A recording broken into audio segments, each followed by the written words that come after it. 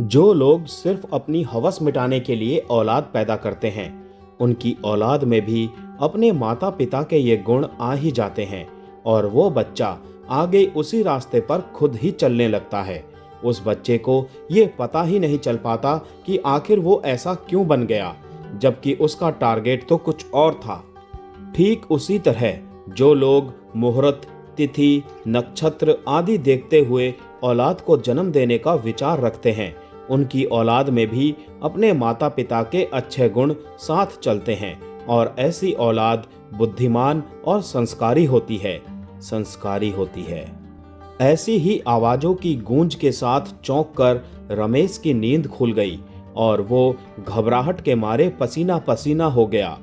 रमेश की नजर बगल में सो रहे अपने भाई नरेश पर पड़ी। उसे चैन से सोया देखकर रमेश के मन में ये विचार आया कि उसे कभी अपने भाई के जैसे चैन की नींद क्यों नहीं आती। वो क्यों हमेशा इतना बेचैन रहता है कि रातों को ठीक से सो भी नहीं पाता। रमेश ने अपने सिरहाने रखी पानी की बोतल खोलकर पानी पिया, पर कम पानी होने की वजह से उसकी प्यास नहीं बुझी और वो पानी की बोतल लिए रसोई घर की ओर बढ़ गया।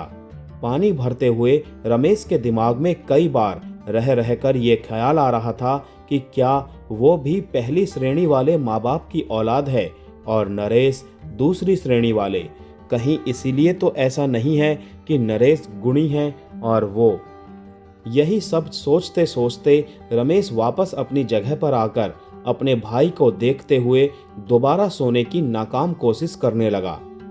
एक दिन रमेश के दोस्त देव ने अपने जन्मदिन पर एक पार्टी रखने का प्रस्ताव रखा, जिसमें रमेश, अली, जस्सी, टीटू, टोनी के अलावा 4 या 6 लड़कियों को भी बुलाने का प्लान था।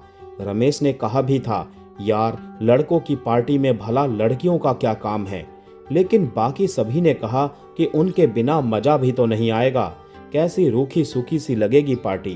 तभी अली ने कहा, यार वैसे भी रंग तो लड़कियों के जाने के बाद भी जमा रहेगा, और सभी लड़के ठहाका लगाकर हंसने लगे। टोनी ने कहा, अगर वो वाला प्लान है तो फिर पार्टी दिन में ही रखेंगे, ताकि लड़कियां जल्दी आएं और जल्दी ही चली जाएं, और फिर हम सब अपनी रातें नीली कर सकें। इतना सुनते ही वे सब जोर जोर से हंसने लगे। एक देव का ही घर ऐसा था जहां ये पार्टी बिना किसी रोक टोक के हो सकती थी, क्योंकि देव अकेला रहता था और उसके माता पिता विदेश में रहते थे। पार्टी का होना देव के घर पर तय हुआ। किसी ने शराब का जिम्मा लिया तो किसी ने खाने का, किसी ने सजावट और केक का, तो किसी ने संगीत और रोशनी का। पार्टी में तेज संगीत और रंग बिरंगी गहरी रोशनी के साथ शराब बह रही थी। आने वाली लड़कियों में सिर्फ 4 ही लड़कियां दिखाई दे रही थी, दिव्या, वंदना, कामिनी और ऋतु। दिव्या ने बहुत ही कम कपड़े पहने हुए थे और वो नशे में चूर होने के साथ साथ सिगरेट के कस पर कस लगा रही थी। दिव्या को देखकर अली का दिल मचल रहा था। उसने उसके पास जाकर उसे ऊपर से नीचे तक कमीनों की नजर से देखते हुए कहा, क्या कातिल जवानी है तेरी, मेरी जान, बस आज की रात मेरे नाम कर दे तो मजा ही आ जाएगा। दिव्या ने भी टोनी को ऊपर से नीचे तक देखते हुए शराब का एक घूंट पिया और बोली, अगर मैं ऐसा कर भी लूं तो मुझे क्या मिलेगा छिछोरे? बोल, कितना लेगी तू? कितना नहीं, क्या लेगी ये पूछ। अच्छा, एक कुटिल मुस्कान के साथ टोनी ने कहा, तो चल यही बता दे, क्या लेगी? दिव्या ने कहा, शादी करेगा क्या मुझसे? टोनी कुछ कह पाता उसके पहले ही अली ने आकर कहा, अबे जा, सड़क पर पड़े सामान से कोई घर नहीं सजाया करता। इतना सुनने की देर थी कि दिव्या पीछे पलटी। उसने अपनी सिगरेट का एक गहरा कस लिया और अली के गाल पर एक करारा तमाचा जड़ दिया। तमाचा इतना जोरदार था कि एक ही झटके में अली का सारा नशा उतर गया और उसके गाल पर दिव्या की उंगलियों के निशान छप गए। अली की ऐसी दशा देखकर वहां मौजूद बाकी सभी लोग हंस दिए। सबके सामने हुई अपनी बेइज्जती ने उस वक्त अली के अहम को भी एक ऐसी चोट पहुंचाई कि गुस्से में उसका सिर भन्ना गया और वो भी दिव्या के साथ हाथापाई करने को हुआ कि तभी रमेश ने बीच में आकर किसी तरह समझा बुझाकर उसका गुस्सा शांत किया और दिव्या को भी वहां से जाने के लिए कहा। दिव्या बाकी लड़कियों के साथ संगीत पर थिरकने लगी। तभी रितु ने वहां आकर कोल्ड ड्रिंक की एक बोतल मांगी और पास ही खड़े लड़कों के एक समूह को देखते हुए चीयर्स बोलकर संगीत पर थिरकने लगी। यूं तो रितु ने पूरे कपड़े पहने हुए थे, लेकिन उसके चुस्त कपड़ों में से उसके नाजुक अंगों के उतार चढ़ाव को देखते हुए फिर एक बार सभी के दिल मचलने लगे। जैसे जैसे शाम गहरा रही थी, वैसे वैसे नशे का माहौल भी बढ़ रहा था। अब वो समय आ चुका था जब वहां मौजूद हर कोई नशे में चूर हो चुका था। लड़कियां अब धीरे धीरे अपने घर जाने लगी थी। दिव्या के साथ वंदना और कामिनी भी घर जा चुकी थी, लेकिन एक रितु ही थी जो अब तक पार्टी में रुकी हुई थी। रमेश ने रितु के पास जाकर कहा, पार्टी खत्म हो चुकी है, अब तुम भी अपने घर जाओ। अरे अगर ऐसा है तो तुम लोग क्यों नहीं गए? तुम सब भी जाओ ना। यार हद हो गई, हम होस्ट हैं, हमने कहा कि पार्टी इज ओवर तो ओवर, तुम जाओ ना अपने घर। उस वक्त तो रितु ने कुछ नहीं कहा और जाने लगी, लेकिन जैसे ही रमेश पलटा तो वो चुपके से जाकर छिप गई, क्योंकि उसे ये जानने की उत्सुकता हो रही थी कि आखिर ये लड़के पार्टी के बाद ऐसा क्या करने वाले हैं जो लड़कियों के जाने के बाद ही हो सकता है। लड़कों का प्लान तो पहले से ही तय था। सभी देव के कमरे में जाकर उसके लैपटॉप को टीवी से जोड़कर ब्लू फिल्म लगाकर बैठ गए। बात अगर ब्लू फिल्म तक होती तब भी ठीक था, लेकिन ये तो ऐसी ब्लू फिल्म थी जिसमें हैवानियत वाला सेक्स दिखाया जा रहा था। फिल्म के दौरान जैसे जैसे हैवानियत बढ़ रही थी, वैसे वैसे लड़कों का जोश भी बढ़ता जा रहा था। किसी किसी को तो जोश के साथ साथ गुस्सा भी भरपूर आ रहा था। तभी अली को अपने गाल पर पड़ा दिव्या का तमाचा याद आ गया। उसने गुस्से में रमेश से कहा, भाई अगर तू बीच में नहीं आया होता ना तो मैंने उसे वहीं का वहीं मजा चखा दिया होता। पहले ये लड़कियां खुद ही कम से कम कपड़े पहनकर हम लड़कों के आसपास मंडराती हैं और हमें उकसाती हैं, और फिर जरा सा छू क्या लो तुरंत ज्वालामुखी बन जाती हैं। और इतना ही नहीं, मेरे ही घर पर मेरी ही पार्टी में सबके सामने मेरी बेइज्जती करके चली गई। तभी देव ने कहा, एक मिनट, घर तो मेरा है ना, फिर तेरी पार्टी तेरा घर? भाई क्या कह रहा है यार, हम सब तो तेरे घर को अपना ही घर समझते हैं और अपना ही घर कहते हैं। यार पहले ही बहुत बेइज्जती हो चुकी है, अब तू तो कम से कम दिल मत तोड़। ओ अच्छा ऐसा है क्या?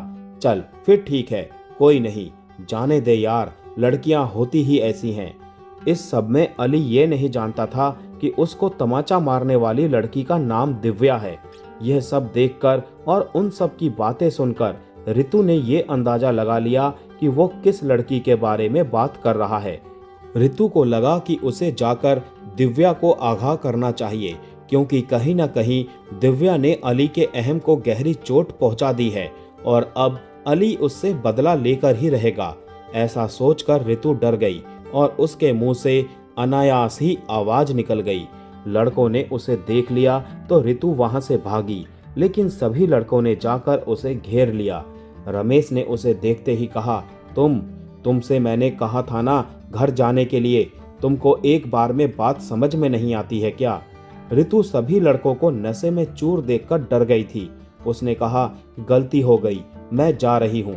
तभी टोनी ने कहा, अब तो चिड़िया फंस गई जाल में, तुमने हमारी बात ना मानकर बहुत बड़ी गलती कर दी है, अब इसकी सजा तो तुम्हें मिलकर ही रहेगी। ये कहते ही पार्टी की बत्तियां और धीमी हो गई। सभी लड़के रितु के आसपास गोल गोल घूमने लगे। रितु को घबराहट होने लगी।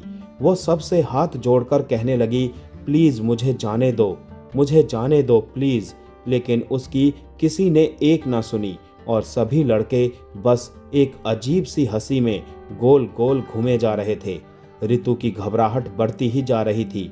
तभी उन्हीं में से किसी ने उसके शर्ट की बांह फाड़ दी। अब तो वो बुरी तरह डर गई और घबराहट के मारे थर थर कांपने लगी। अंधेरा इतना गहरा चुका था कि हाथ को हाथ दिखाई ना दे। ऊपर से अब ऋतु पर इतना डर हावी हो चुका था कि अब उसे ना तो किसी की आवाज़ समझ में आ रही थी, ना ही चेहरा समझ में आ रहा था। तभी उन्हीं लड़कों में से किसी ने उसकी पूरी शर्ट फाड़ डाली।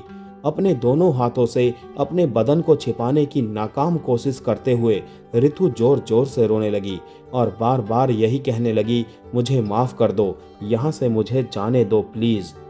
तभी सभी लड़कों ने मिलकर ऋतु को एक पलंग के पाए से बांध दिया और उसे पूरा नंगा कर दिया।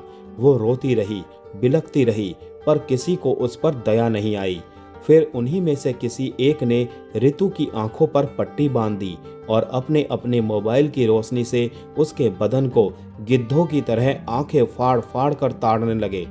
अली ने ऋतु को चांटे ही चांटे मारे, फिर उसके होंठों से खून निकाल दिया, फिर उसकी गर्दन पर दांतों के निशान छोड़े, उसके सीने को अपने हाथों के नाखूनों से छील दिया और फिर उसके साथ रेप किया। बाकी दोनों लड़कों ने भी यही किया। सबसे आखिर में रमेश की बारी आई। बहुत देर तक तो वो उसे देखता ही रहा। फिर उसने लड़की के बदन को जैसे ही छुआ, लड़की पीड़ा से कांप उठी। उसके कराहने की आवाज़ सुनकर रमेश भी खुद को उस पाप का भागीदार बनाने से रोक न सका। खैर, सभी नशे में चूर होने की वजह से अपनी अपनी हवस को शांत करके वहीं पड़े पड़े सो गए। अगली सुबह जब देव की नींद खुली और उसने ऋतु को ऐसी हालत में देखा तो उसके पैरों तले जमीन निकल गई। यह देखकर देव बुरी तरह घबरा गया। उसने सबसे पहले ऋतु को एक चादर से ढक दिया और उसके गालों को थपथपाते हुए कहने लगा, उठो, जागो प्लीज। लेकिन ऋतु तो मर चुकी थी। डर के मारे देव ने अपने सभी दोस्तों को जगाया। सभी ऋतु को देखकर डर गए। किसी ने पानी के छींटे मारकर उसे उठाना चाहा तो किसी ने उसके हाथों और पैरों को मलकर उसे होश में लाना चाहा, लेकिन अब तो बहुत देर हो चुकी थी। ज्यादा खून बह जाने के चलते ऋतु अब इस दुनिया को छोड़कर जा चुकी थी। तब रमेश ने देव से कहा, भाई, जो होना था हो चुका, अब ये सोचो कि आगे क्या करना है। देव ने कहा, करना क्या है, चलो चलकर खुद को पुलिस के हवाले कर देते हैं, शायद हमारी सजा कुछ कम हो जाए। पागल जैसी बातें मत करो देव। तभी दरवाजे पर दस्तक हुई। सभी के चेहरे पर पसीना आ गया। इस वक्त कौन हो सकता है? रमेश ने देव से पूछा। पता नहीं। तो जाना, तुरंत जाकर देख कि कौन है। मैं जाकर देखूं? नहीं नहीं, मैं नहीं जाऊंगा, तू जा। पागल मत बन, घर तेरा है तो तुझे ही जाना पड़ेगा ना। हम में से अगर कोई गया तो किसी पर कोई भी शक हो सकता है। वाह, पार्टी करनी है, अय्यासी करनी है तो ये मेरा घर है, हमारा घर है, और अब जब मुसीबत आन पड़ी तो तेरा घर हो गया। कोई कुछ कह पाता तब तक दरवाजे पर दस्तक बढ़ने लगी। सभी ने किसी तरह समझा बुझाकर देव को दरवाजा खोलने के लिए कहा। किसी तरह खुद को ठीक करते हुए, सामान्य दिखने की नाकाम कोशिश करते हुए देव डरा सहमा सा दरवाजे के पास पहुंचा। उसने देखा कि बाहर काम वाली गंगूबाई आई है। देव ने चैन की सांस लेते हुए दरवाजा खोल दिया। गंगूबाई ने देव को ऊपर से नीचे तक देखते हुए पूछा, साहब, आप सब ठीक तो है ना? हाँ, मैं तो ठीक हूँ, पर तुम ऐसा क्यों पूछ रही हो? देव ने खुद को एक नज़र नीचे से ऊपर की ओर देखकर पूछा। नहीं नहीं, आप कुछ थके थके से लग रहे हो, इसीलिए पूछा। चलो कोई बात नहीं, मैं आपके लिए गर्मा गर्म कॉफ़ी बनाती हूँ। कहते हुए गंगूबाई ने अंदर आने की कोशिश की तो देव ने उसे दरवाजे पर ही रोकते हुए कहा, अरे नहीं, मुझे अभी कॉफ़ी पीने का मन नहीं है। अच्छा, तो कोई बात नहीं, आप जाकर आराम करो ना, मैं तब तक घर की साफ सफाई कर देती हूँ। देखो ना, कल रात की पार्टी के बाद सब कितना गंदा पड़ा है। आज तुम्हारी छुट्टी है, तुम अभी अपने घर जा सकती हो, देव बोला। क्यों? अब जब मैं यहाँ आ ही गई हूँ तो काम करके ही जाऊंगी ना। गंगूबाई ने दोबारा अंदर आने की कोशिश की तो इस बार देव की आवाज़ घबराहट की वजह से ऊंची हो गई। तुमको एक बार में बात समझ नहीं आती है क्या? मुझे कुछ नहीं चाहिए, आज मैं आराम करना चाहता हूँ। अरे साहब, मैं तो आपके भले के लिए ही कह रही थी। कहते हुए गंगूबाई की नज़र ऋतु की फटी शर्ट पर पड़ी और फिर वो मुंह पर पल्लू रखकर हंसते हुए वहां से चली गई। देव को कुछ समझ में नहीं आया। वो जल्दी से दरवाज़ा बंद कर वापस अपने दोस्तों के पास पहुंचा। रमेश ने कहा कि इससे पहले कि कोई और आ जाए, हमें जल्द से जल्द इस लाश को ठिकाने लगाना होगा। देव, तू अपनी एक शर्ट निकाल और इसे पहना दे। और इसके बाकी कपड़े कहाँ हैं? सभी हड़बड़ाहट में कपड़े ढूंढने लगे। तभी देव को बहुत सारा खून दिखाई दिया तो वो बोला, इतना सारा खून कैसे साफ होगा? रमेश बोला, सब हो जाएगा, हमें सारे सबूत मिटाने होंगे, इसीलिए हमें अभी पूरे घर को चमकाना होगा। कुछ ही देर में सारा घर आईने की तरह चमक उठा, जैसे मानो गई हुई रात यहाँ कुछ हुआ ही नहीं था। फिर वे लोग किसी तरह उस लाश को अपनी गाड़ी में डालकर हाईवे की ओर निकल गए, पर वे ये नहीं जानते थे कि उनके खिलाफ पुलिस थाने में पहले ही शिकायत दर्ज हो चुकी है। कुछ ही देर बाद पुलिस देव के मकान पर पहुंची। बहुत देर तक दरवाजा खटखटाने के बाद भी जब दरवाजा नहीं खुला तो पुलिस दरवाजा तोड़कर अंदर घुस गई। घर इतना साफ सुथरा देखकर पुलिस को भी यही लगा कि यहाँ कुछ हुआ ही नहीं है। तभी इंस्पेक्टर के दिमाग में अचानक एक ख्याल आया और उसने अपने सभी सिपाहियों को घर के सारे कूड़ेदान चेक करने को कहा, मगर सभी कूड़ेदान एकदम खाली और साफ सुथरे थे। तभी पुलिस का ध्यान घर के फर्श पर गया। फर्श अभी भी गीला था और रूम फ्रेशनर की बहुत तेज खुशबू आ रही थी। इंस्पेक्टर समझ गया कि दाल में जरूर कुछ काला है। पुलिस आसपास पूछताछ करने लगी और अपने कुछ खबरियों को काम पर लगा दिया ताकि जैसे ही देव आए उसे तुरंत पुलिस थाने बुला लिया जाए। उधर देव अपने बाकी दोस्तों के साथ हाईवे पर तेज रफ्तार में गाड़ी भगा रहा था और एक खाई के पास पुलिया को देखते ही उसने कुछ इस तरह से गाड़ी को पुलिया से ठोका ताकि ये हादसा लगे। फिर उन्होंने एक नए सिम कार्ड से पुलिस को फोन करके सड़क हादसे की जानकारी दी और वो सिम कार्ड वहीं तोड़कर फेंक दिया। पुलिस मौकाए वारदात पर पहुंची और गाड़ी को किसी तरह सावधानी से क्रेन की मदद से निकाल लिया गया। गाड़ी में रितु की लाश मिली, जिसे पुलिस ने पोस्टमार्टम के लिए भेज दिया और इंस्पेक्टर ने रितु के घर वालों को इस बारे में जानकारी देने को कहा। देव के घर आकर उन चारों ने सोचा कि चलो जान छूटी, पर तभी एक बार फिर दरवाजे पर दस्तक हुई। उन सभी के चेहरे पर हवाइयां उड़ने लगी। इस बार रमेश ने दरवाजा खोला। पुलिस को सामने देखकर उन सभी की हवा खिसक गई। एक सिपाही ने रमेश से पूछा, देव तुम्हारा ही नाम है? रमेश ने नाम में सिर हिलाया। पुलिस अंदर घुस गई और सिपाही ने दोबारा पूछा, तुम में से देव कौन है? देव ने घबराते हुए कहा, जी मैं ही हूँ, तुम्हें थाने बुलाया है। यह सुनकर देव डर के मारे फूट फूट कर रोने लगा और एक ही बात दोहराने लगा, मैंने कुछ नहीं किया, मैंने कुछ नहीं किया। पर सिपाही ने एक ना सुनी और वे चारों थाने ले जाए गए। थाने में कदम रखते ही रमेश ने अपने भाई नरेश को वहां बैठा हुआ पाया। नरेश को वहां बैठा देखकर रमेश की आंखें हैरानी से चौड़ी हो गई। अरे नरेश, तू यहाँ कैसे? नरेश रोता हुआ रमेश के गले लग गया और बोला, भैया क्या हुआ? क्या बात है, सब ठीक तो है ना? भैया रितु। रितु क्या?